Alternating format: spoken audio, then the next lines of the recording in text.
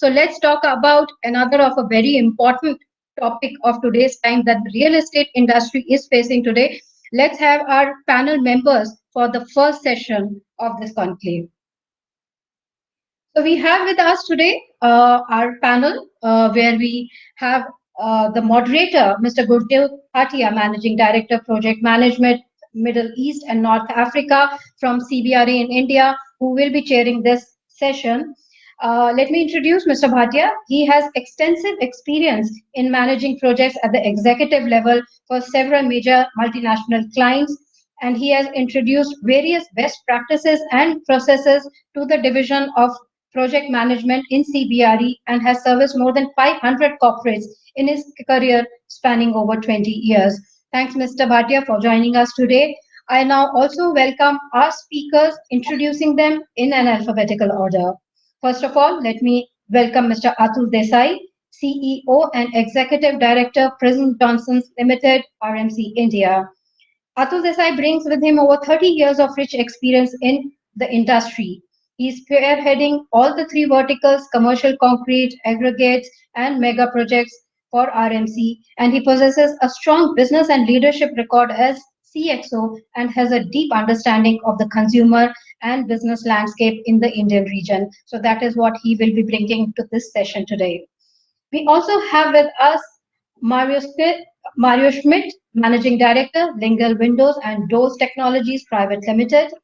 Mario has been the Managing Director of Lingle Windows and Doors since 2006, and he is also Company Director of Fenestrabo Lingle Germany. With his immense knowledge in mechanical science, he has been able to add more value to this company's innovation plans, and he has helped launch various new products. Mario is the president of UPVC Windows and Doors Manufacturers Association. He is also a voracious reader and an orator, and that's what he brings to this session today. Our next eminent speaker is Shabir Kanchawala. He is the Senior Vice President, K. Raheja Corp, Purchase Contracts, Project Coordination, and Billing. An evangelist for the green cause, Shabir spearheads the sustainability initiatives of the real estate vertical of K. Raheja Group. And in fact, Shabir has led procurement along the green transformation, which ranges green buildings for new developments and existing projects with the Bill Clinton Climate Foundation under their Building Energy Retrofit program. And Shabir, we do look forward to the angle of sustainability in supply chain, which is the topic of today. Our next speaker, Shrikant Srinivasan, Group Head Procurement DLF Limited. He has 25 years of experience in various areas related to general management, procurement, contracting, project management, quality assurance in the real estate, construction, manufacturing, and power sector. And he is presently heading the procurement and contracting functions of DLF Group after having held leadership roles in other real estate companies like Puravankara and Shobha Limited for over 18 years now. Mr. Shrikant, a very warm welcome to you. Our next eminent speaker, I introduce Mr. Tikam Jain, President Procurement, Lodha Group.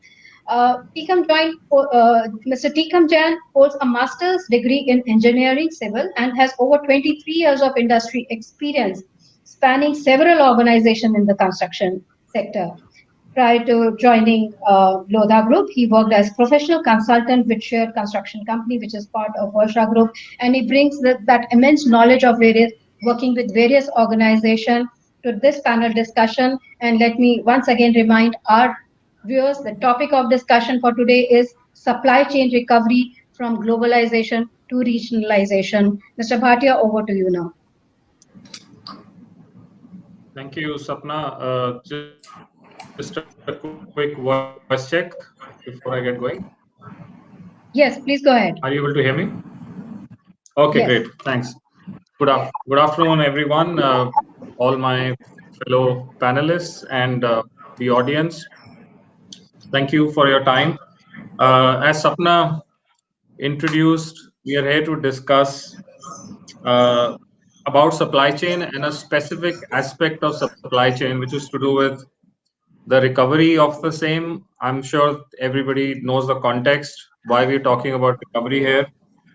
And we have eminent, experienced panelists with me here. And I think this is a question which has been asked at least, multiple times of me in the last, 11, 12 months since we've had COVID in our lives, as to what has been the impact of COVID on supply chain. Initial questions were with specific reference to China, which was,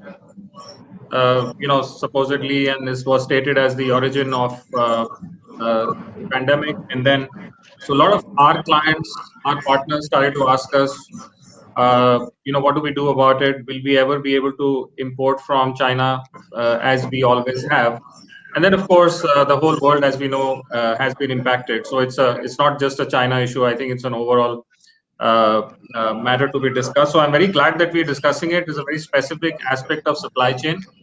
But just to break the ice and to warm up and to set context, I think I'll just in 2-3 minutes share my thoughts on this, and also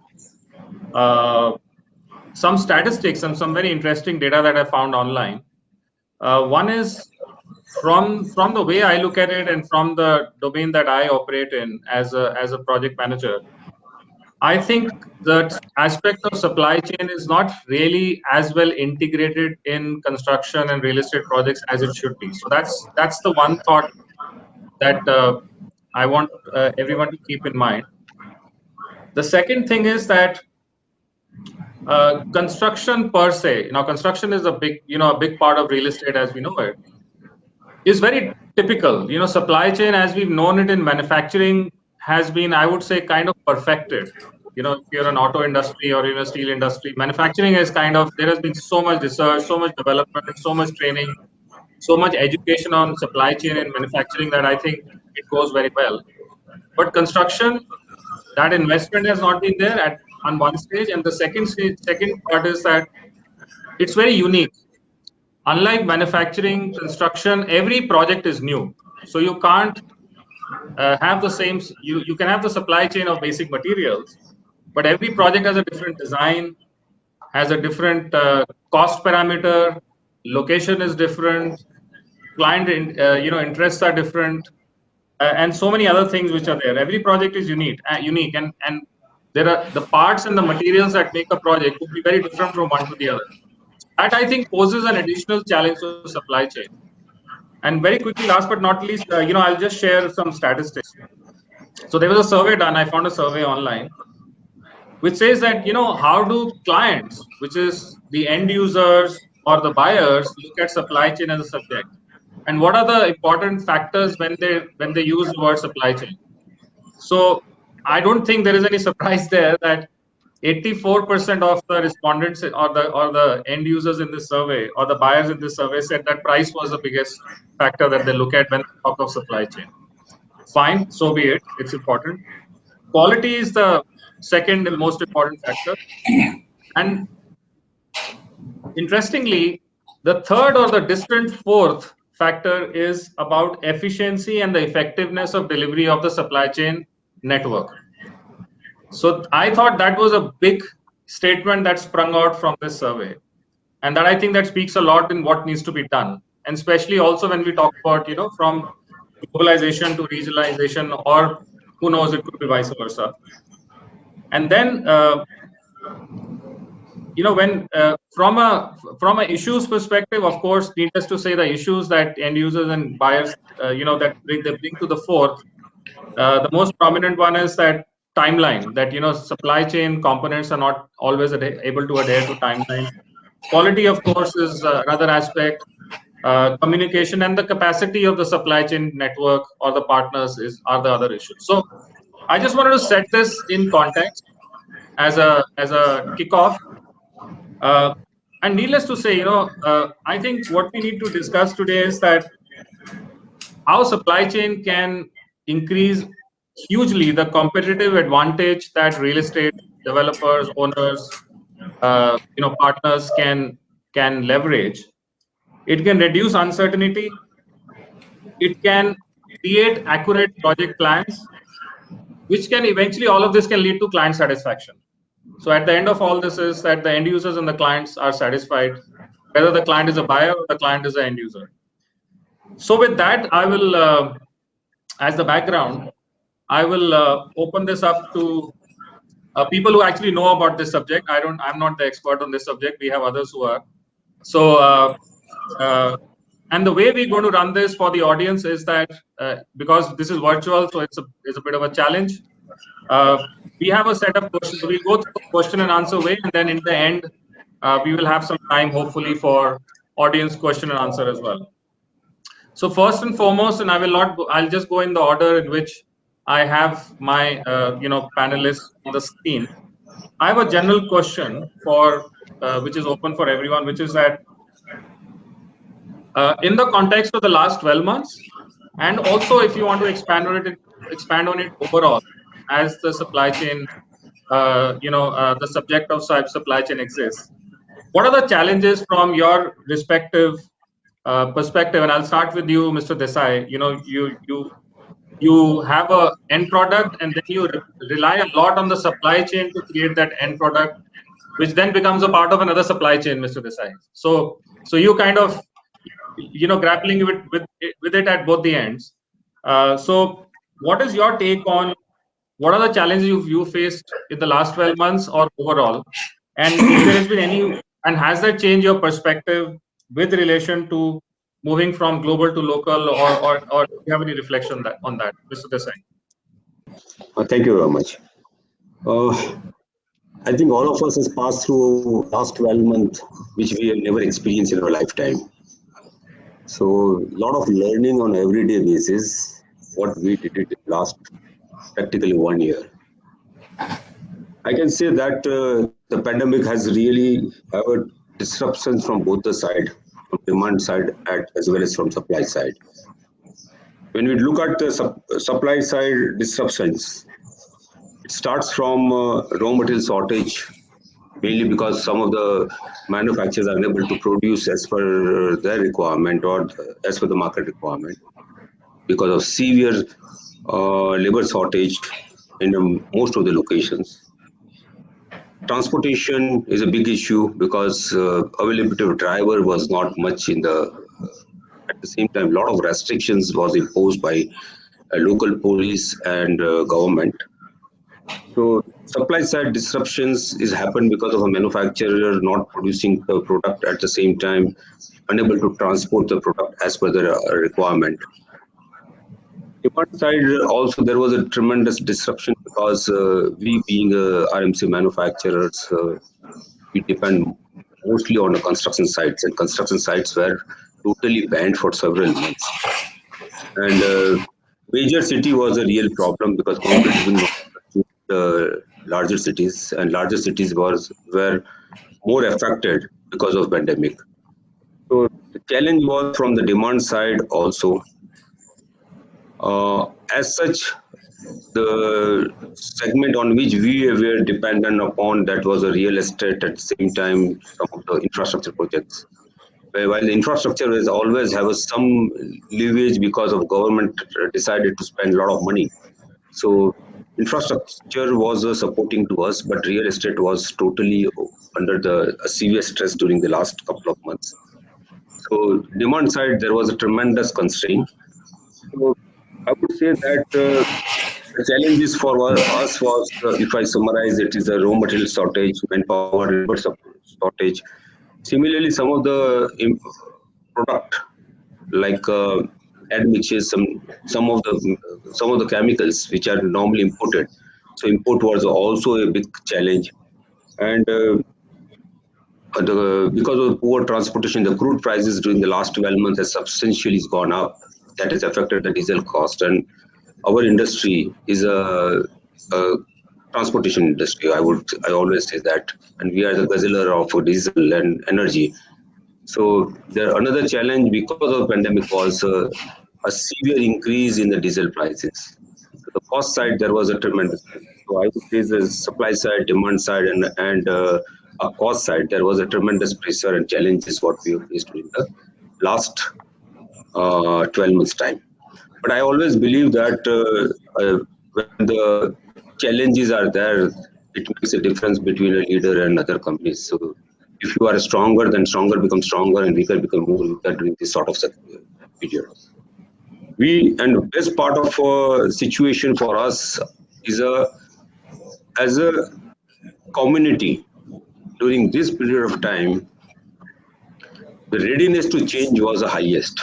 Anything you want to change, it was very easy to do it. And this sort of a favorable situation we have never seen in our lifetime. Somebody was talking some time back that India being such a large country, during this pandemic, so many people will die because people cannot change. But we as Indian, we has really proved it. Everybody is using the mask in the market and change tremendously. So I think this is a phenomenal situation, and I would say this is a once in a lifetime opportunity for us to really change the business model as much as possible. And readiness to change, attitude change, not only for the employee, but for the customer side also. So a lot of things we have changed during this period of time, and we come forward with a more stronger business model during this period of time. So this is basically what you're saying. Yeah. So basically what you're saying is that you had challenges and you have made changes in the way you probably have operated for many, many years in response to those challenges. Great. No, thanks. So we'll probably during the session come back and maybe ask you one way of how you made that change. But I want to quickly move on to say Mario, since you are on the screen next. So Mario, from where you are, you are part of the supply chain to the overall industry. So what have been the challenges you've seen, and is there any one way? And also reflecting on the topic of globalization to regionalization, do you think that is in fact, is it there? Is it here for good, or is it just momentary? Any thoughts you have on that? Sure. Let me start. Of course, during the lockdown, everything was locked. We as a supply chain manufacturer, we had the advantage, especially for us as a company, as we are working across the country. There were certain places which came quite early out, like Bangalore or in Goa, or even in some parts here in North India, where in the month of May and June, we could already really restart our entire process. And other places like Tamil Nadu took a lot of more time. Where, of course, when you have a building and the building is in the heart of a particular city and you can't work over there, then it's, of course, quite difficult. You can't actually do anything. We had to overcome only the logistic issues, what just now was spoken, that trucks are available, manpower is available. So how to make all the forms to get the person from one place to the other place, this we have managed quite well. Now only one point is, again, as we are, I would say the entire country is revamping and we are moving on. Only is now we have to see really what we said, global has to go local, but there we need, of course, the support of the buyers, and everything is then related to a price. So how much actually I'm really to pay maybe more, or how much I'm going to maybe wait longer, or how much I'm going to actually compromise, or I'm not going to compromise. So what I saw at the moment, everyone is stepping out back to normal or back to the old track.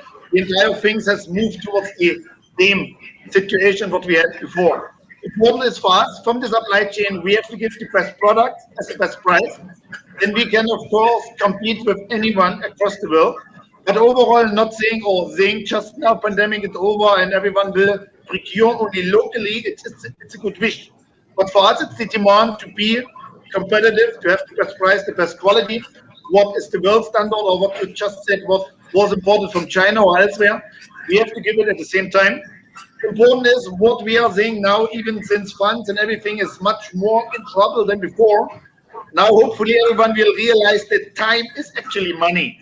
There I see a lot of advantages for getting it fabricated locally, because when I get something delivered in a couple of weeks, and I don't have to wait for months that my shipment is coming in, and during this short time, I'm saving 1 month or 2 months, 2 months, 3 months, it is going to give me a lot of additional revenue to my goods, because I can hand it over much more quicker. There I see actually really the chance for the local supply chain, and we are really witnessing during the last half a year that the time gaps are much shorter. I want to have my windows now, I want them now, I want them now, can you deliver? I'm going to give you the order, but only when you can deliver. Also this kind of pressure, I really love it. Of course, for us, we also have to tune our supply chain that they are back in place. but this thing, time is money, understood now, deliver quick and on time is a lot of opportunities what the domestic fabrication facilities are having, and all the industry related to the supply chain of building material. Please. Sorry. I think what you're saying is that there's a opportunity that has been created. Now it is for the local players. Now it could be local in the context of a continent or local in the context of a country to take advantage of that. But eventually it needs to, it boils down to quality, boils down to timelines, boils down to price. So that's an interesting, I think that that's a story that is unfolding as we speak. So let's see where it goes. So Shabir, I would like to come to you now. So you K-Reja, a lot of development. The real estate market itself goes through its own chops and churns. So in this subject of supply chain, have you seen some shift in terms of the challenges that have been posed in the way you as an organization and you as a buyer from your organization are looking at the subject? Thank you, Gurjot. I guess we all are now living in what I've heard this new term called VUCA, where it's volatile, it's uncertain, it's complex and ambiguous. COVID has taught us how to try and deal with this VUCA world. Having said that, we had our fair share of challenges at K-Reja Corp in ensuring that our site progress does not get hampered, because ultimately delivery is what got really hit in the COVID world, right? Right from the manufacturing supply chains, the implementation on site. So there were other issues which have happened, recently in terms of price escalations of the material prices of steel, copper, diesel. So all these obviously have hit our budgets in terms of we can try and see whether we can do value engineering in terms of saving cost. The non-availability of materials on time is something which we all had to bear in terms of looking at project schedules and seeing how we are able to crash that later as and when the materials start coming on time. So in our completed projects in our IT parks, obviously we had to end up doing a lot of implementation of PPE and sanitation, where our mantra was touchless. So we went touchless in terms of right from the time you enter my IT park till the time you reach your desk.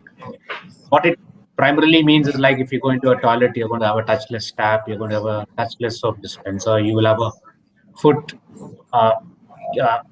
for opening the door.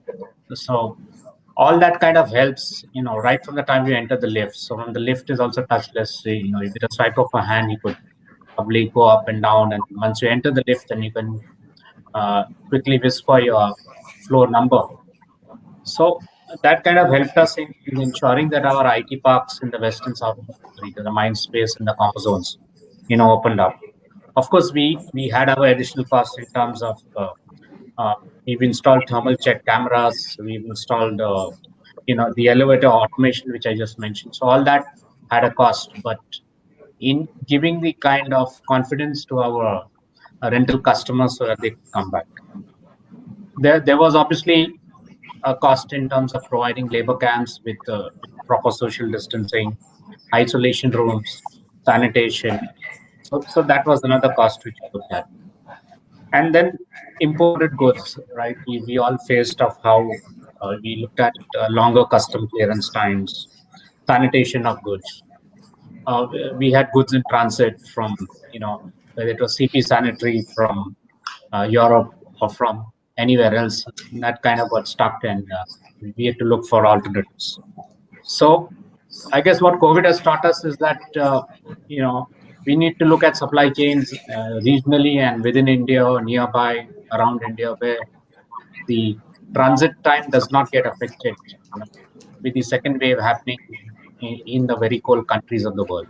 So that is what it has taught us, that we need to localize more and regionalize more in terms of the supply chain. Thank you.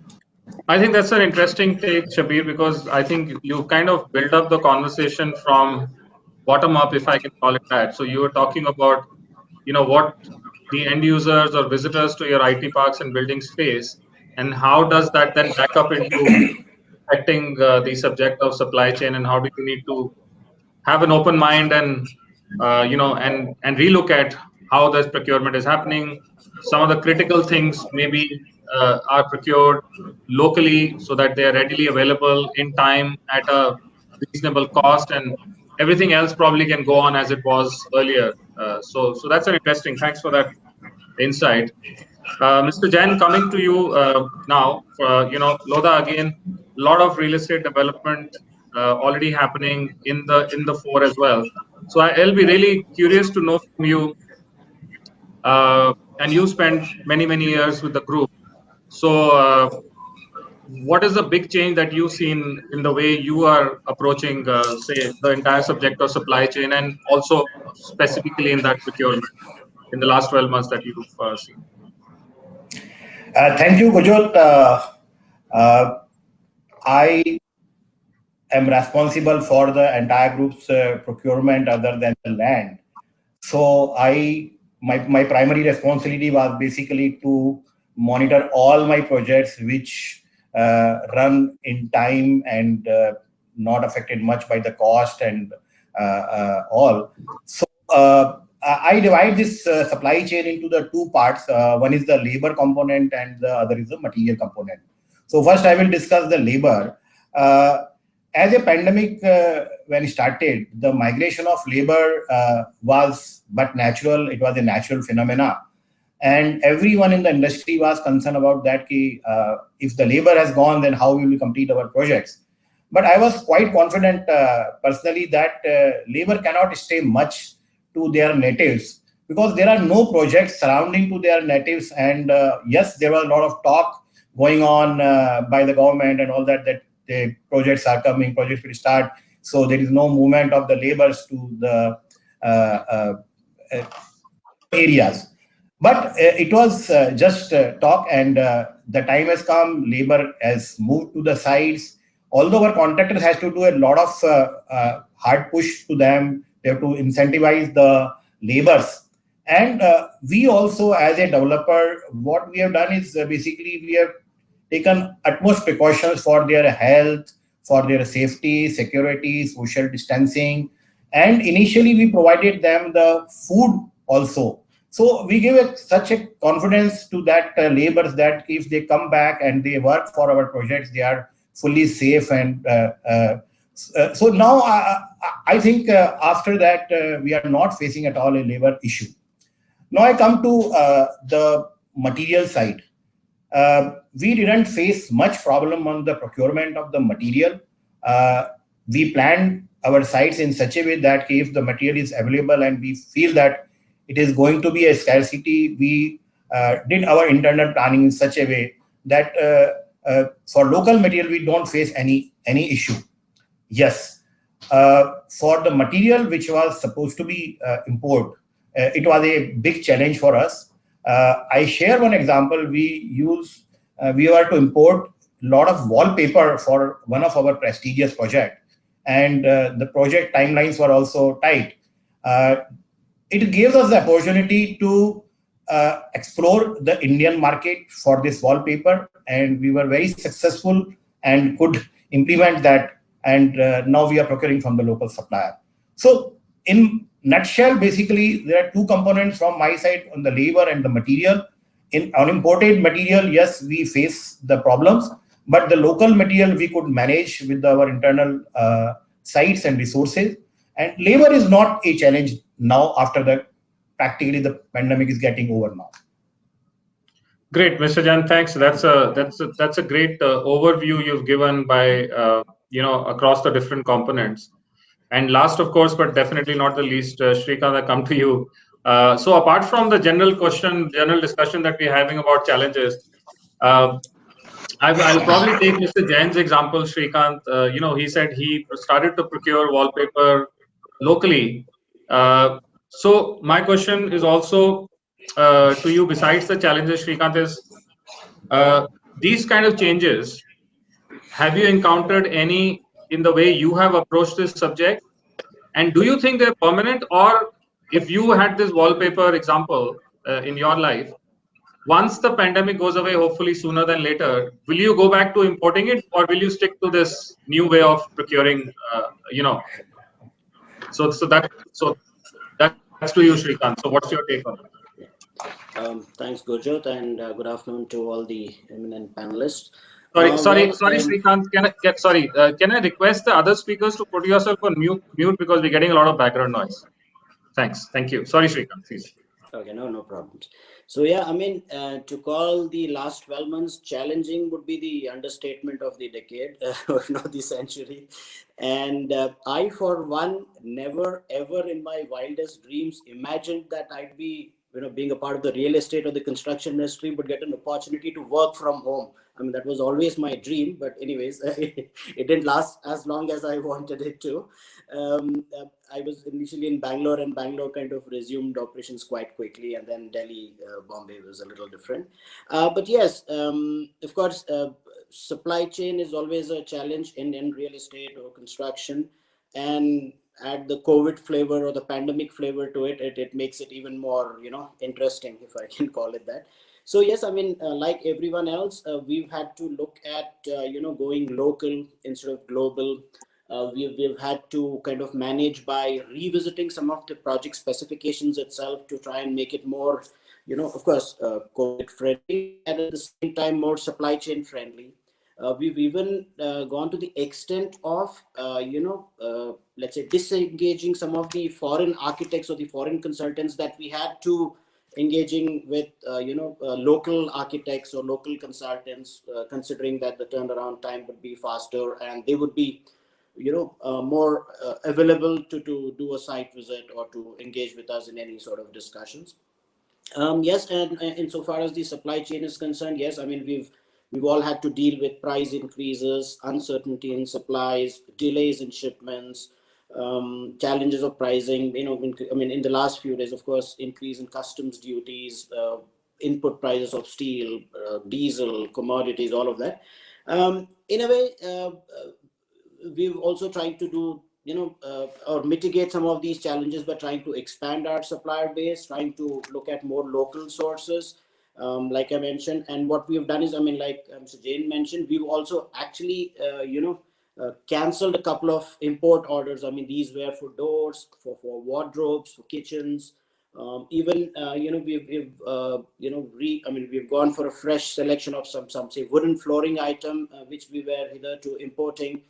We could locate a manufacturer in India. Of course, he's dependent on Europe or others for the raw materials, but then at least once the raw materials are with him, he does everything. So we've of course used this as an opportunity to look at going local.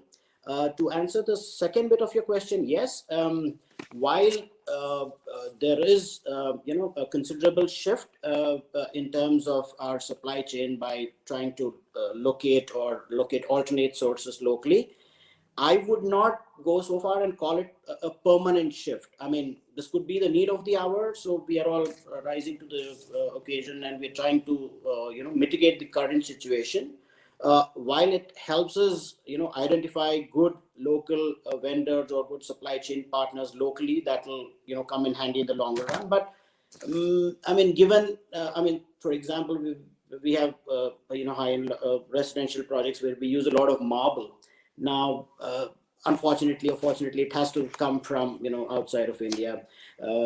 Maybe there are some other components where we are not yet there in terms of local manufacturing. But the idea is to, yes, give an impetus to made in India or local products, while not totally, ruling out the option of, going back to our, import supply chain or foreign supply chain at a later date when things settle down.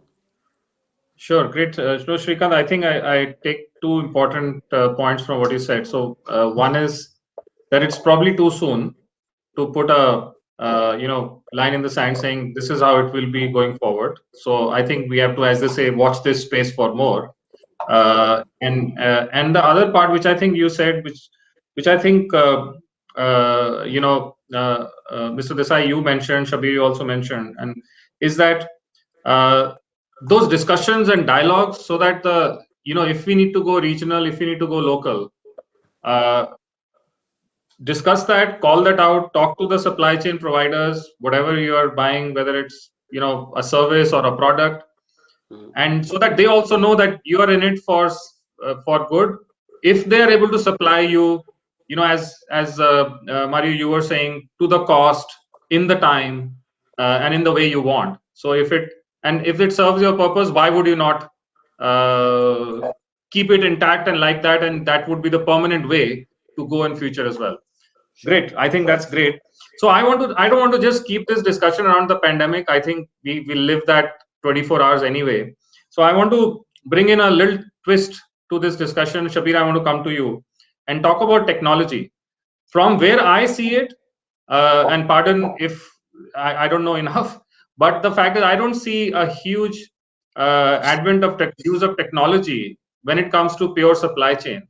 So what's your take on that? Do you think that there have been have the last 12 months or even otherwise globalization itself brought in the necessity and also the awareness about use of technology in supply chain, Shabir?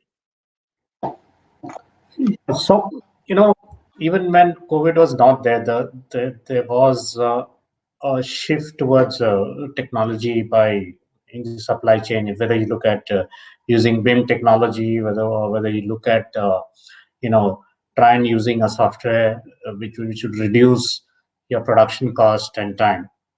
So what we have done at K-Raiser Corp is that we have tried to use technology for supply chain for various things. That it could be we are on the SAP Ariba reverse auction platform for the last 4.5-5 years. We successfully have been auctioning out our contracts also, whether even if it's an electrical or an MEP contract or an interior contract, and we've been able to achieve considerable time savings as well as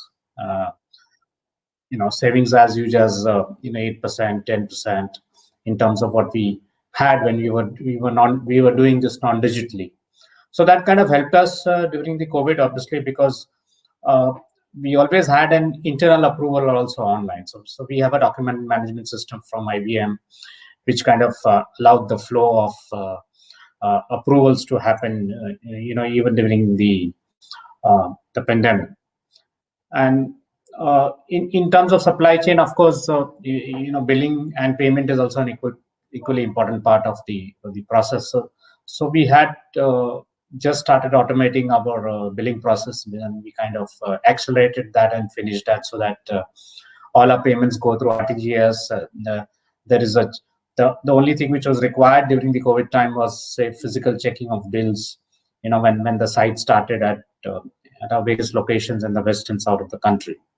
So when you look at, we always had digital signatures on our POs. So once we are on SAP, so once the final guy approves the PO, it goes by email with a digital signature. So we also evaluated our, so evaluation of vendors in the supply chain was also very important. So that was also getting done digitally and periodically in terms of the whole process. So what I would like to end by saying is that when you look at technology, obviously we deal with a certain amount of government and semi-government companies.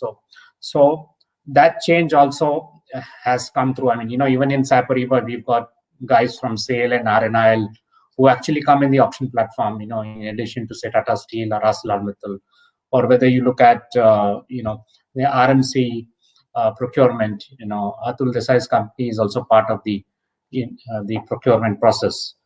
So technology is the way forward in saving time and cost. I mean, that goes without saying. And the construction and the civil engineering projects in India, probably COVID has kind of pushed them to see that it is technology which will help in, because getting everything done through labor is also not as cost effective anymore in terms of the savings in time which you get in completing your project faster.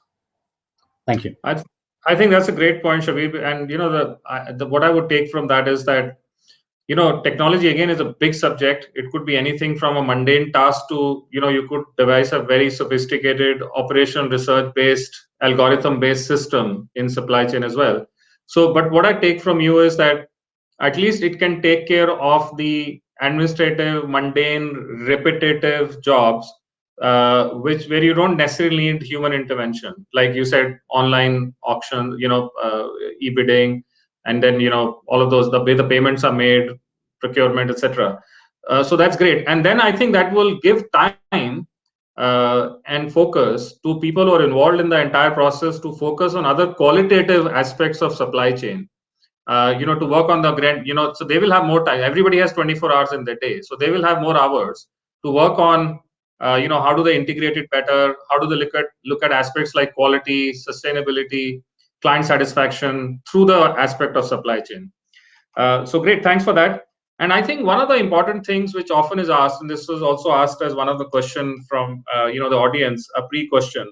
Mr. Jain, I want to come to you for this. Is about contracts. Because the whole supply chain, construction is looked as a field that it's very contractual. There are a lot of conflicts that happen in contracts. Sometimes there's a lot of ambiguity in contracts, and then at the same time, people who operate supply chains, they have challenges. There are natural calamities, there are unrest, there are and as you go global events start to impact your supply chain, right? If you are just confined to a city, it's just that. But when you are procuring material and creating a product from all over the world, anything small happening in any part of the world can impact. So have you seen a change, Mr. Jain, in the way contracts are being written, or you think they should be written to incorporate the these adverse impacts of these kind of non-availability of materials, etc., so that at least they don't lead to conflicts, and they can be resolved quickly, and then people can move on. So any examples or any take on that, Mr. Jain? Yeah, very interesting question. That the opportunity of improvement is always there, whether it is a supply chain or the life.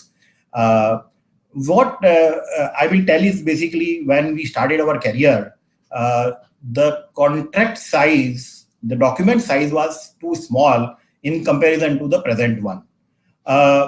Today, it has become a bulky document where a lot of clauses are there, and it has developed over the period because we have come across the various issues, various topic that has brought us basically to develop the various clauses which take care of the future contracts.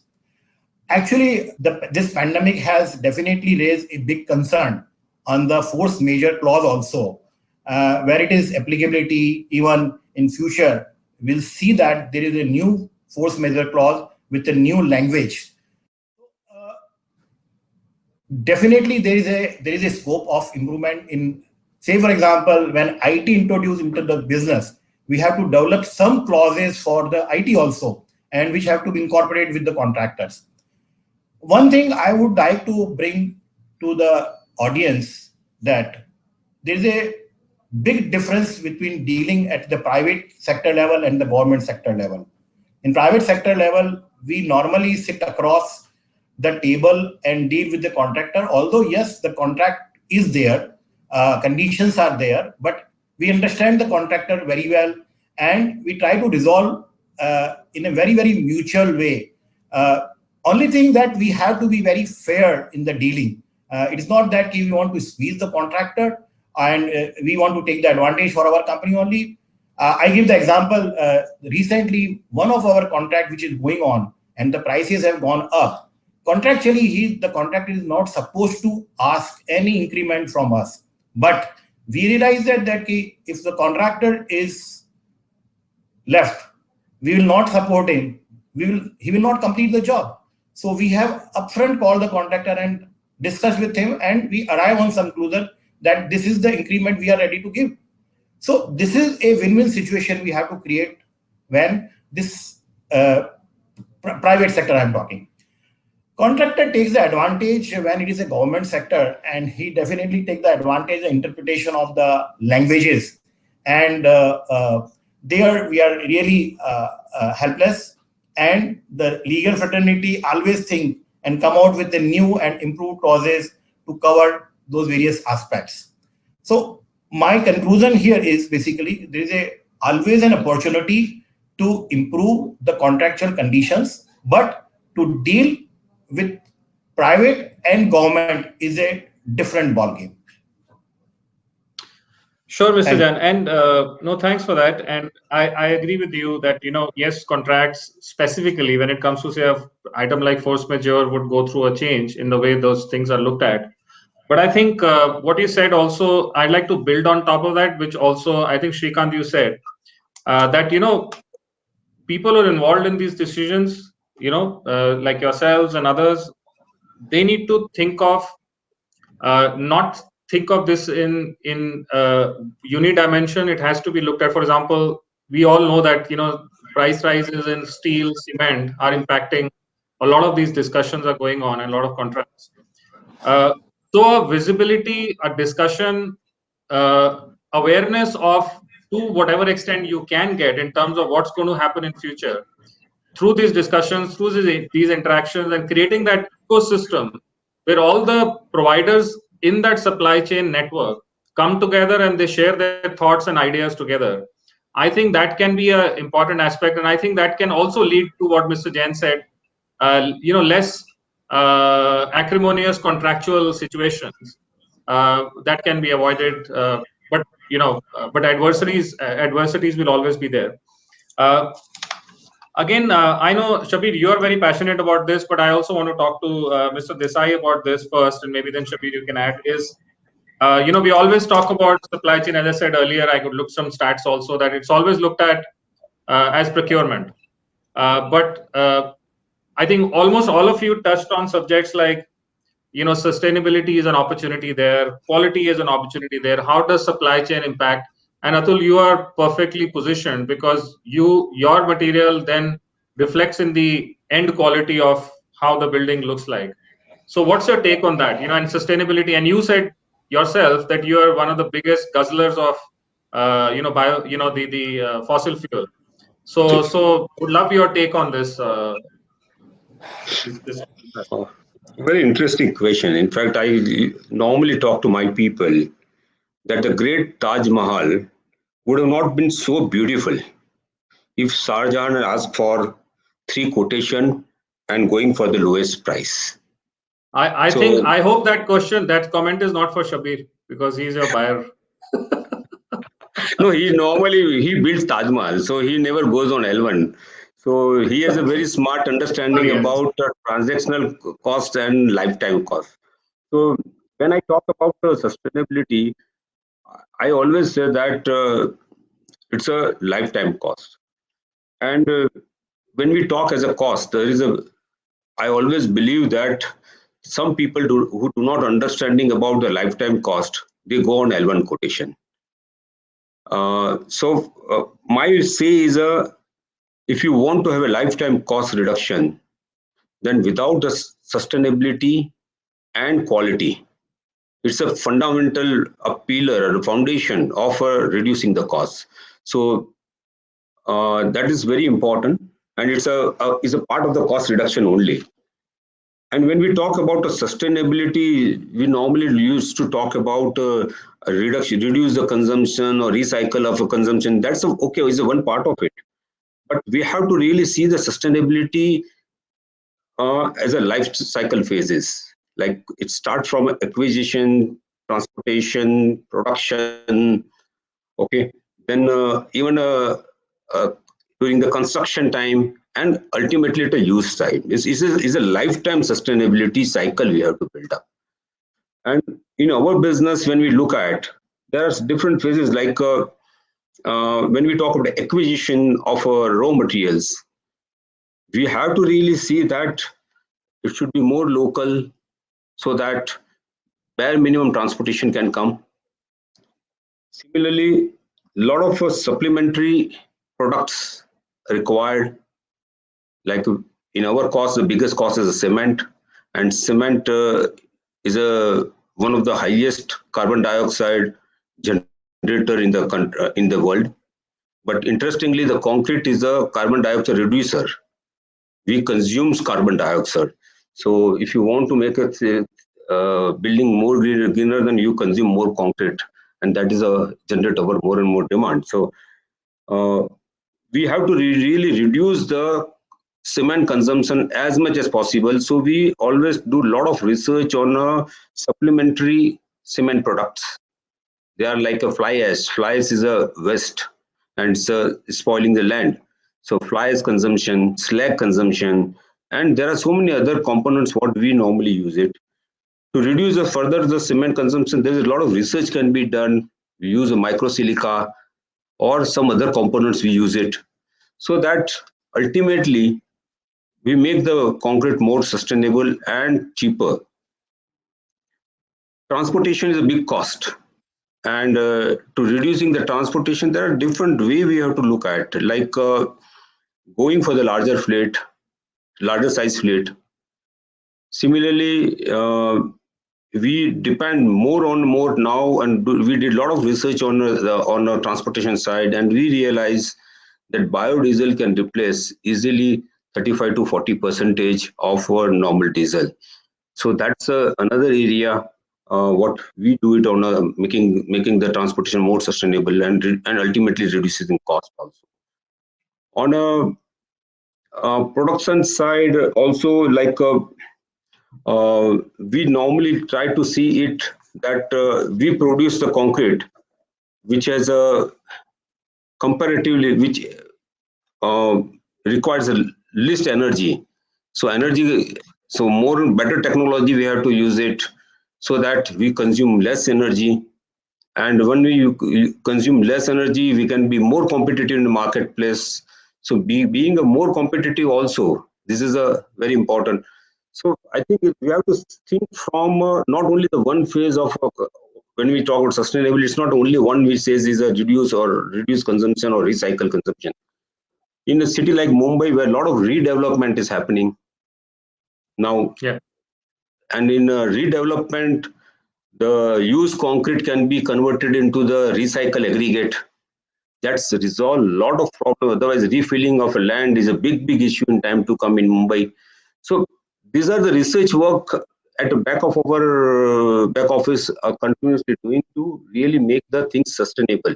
And ultimately, we want to move one step ahead than the competition to remain competitive in the market, because market is a very harsh and and cost efficiency is the most important, and that can be only achieved through sustainability.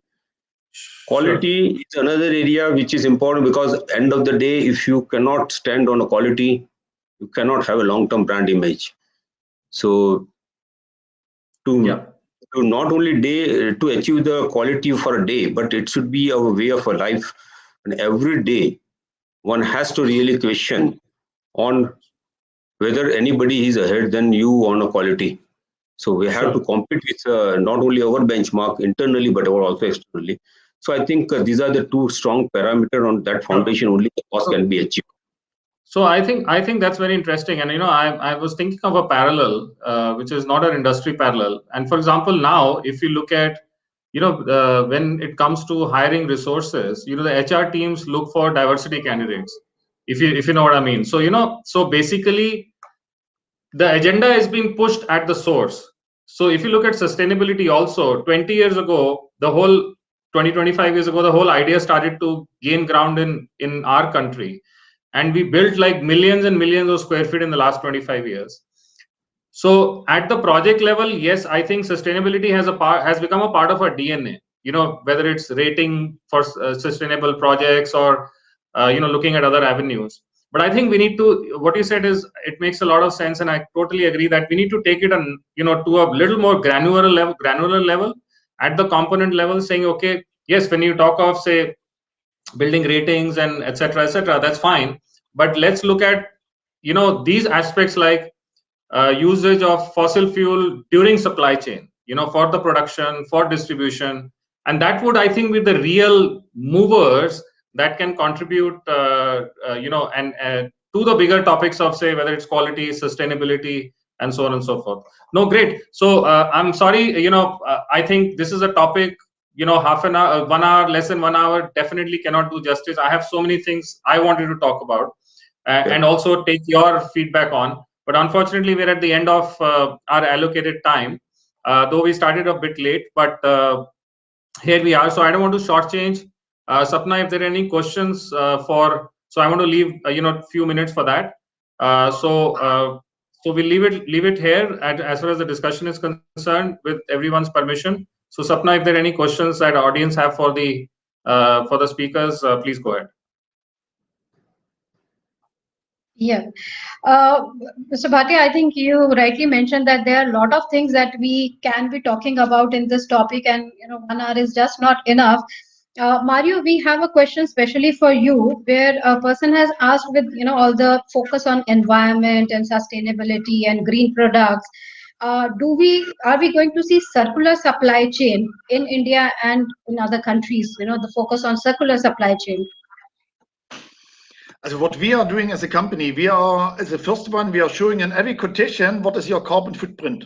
So, and then we have signed up an MOU with an NGO over here close to our factory in Bhiwadi, where whoever wants to donate, we are going to make a significant amount of trees. We are planting trees so that over a period of time, when one tree is going to give almost 1,000 kg of carbon dioxide absorption, that your purchase is coming exactly environmental free. This is, of course, the first of a kind set, what we are doing here, but quite common in Europe and quite common also in the rest of the world.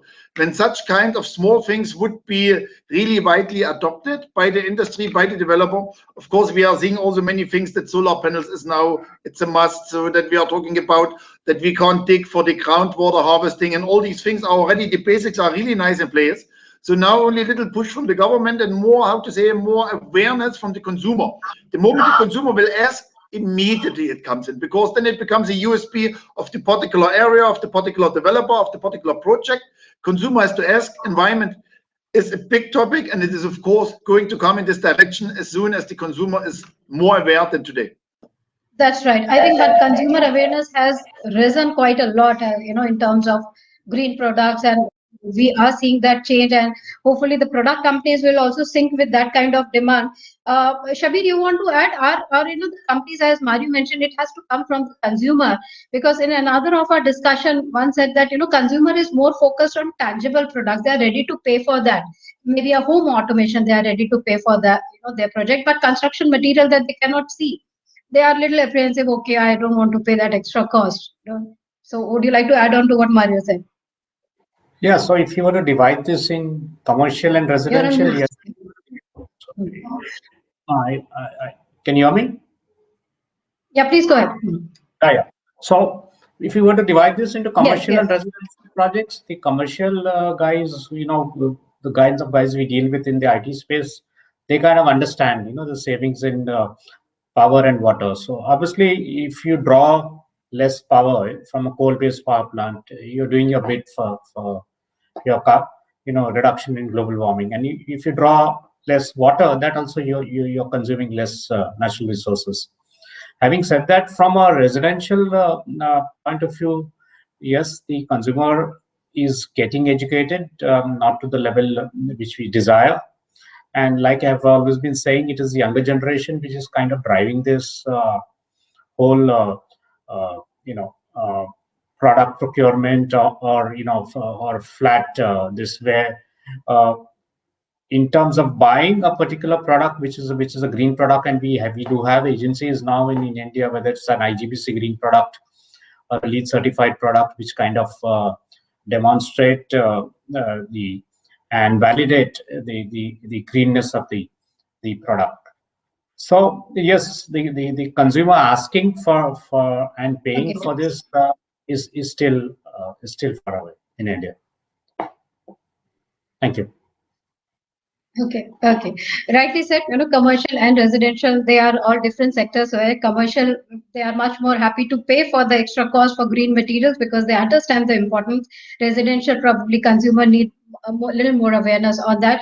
On that note, thanks so much. I think we could have talked more about, as I said earlier, Mr. Bhatia, thanks for that wonderful moderation of the panel and getting the best from our speakers. Mario, thank you for joining us. Mr. Shabir, Thanks for sharing your views. Mr. Atul Desai, I know you just come back from a trip yesterday and you have joined us today in the afternoon. Thank you so much. Mr. Shrikant, thank you so much for being here with us. Mr. Tikam Jain, thank you so much for sharing your views and your experience with us today. Thank you so much. Thank Thank you. you. Thank you. Thanks, everyone. Thank you, Sapna. Thanks. Thank you all.